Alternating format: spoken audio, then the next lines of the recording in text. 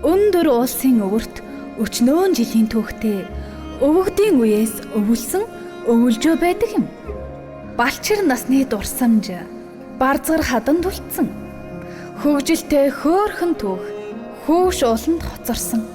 Манай тэр өвөлжөө маш сайхан өвөлжөө.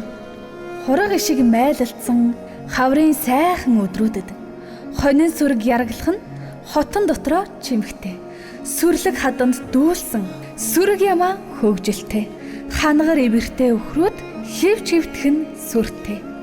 Хиц уяанда дүүхэлцэх хүлэг сайхан мордон цан хүүрэг татуулан цааш нааш холихон зогсох нь уужин мухаант Монголын уян хайлан бах тууштай. Дөрвөн нүдтэй нохт нь чимээ чагнан боргоход дүнхийн бараадах уулсыг цочоох мэт сүртэй. Домог хөөрнөх энэ өвөлжөө долоон үедээч нүмертэй. Нүмер бүрэн шуурга давах нөөлөг их өвс ногоотой. Манай тэр өвөлжөө маш сайхан өвөлжөө. Хэдэн ч үедээ нутаглах хайралмаар сайхан өвөлжөө.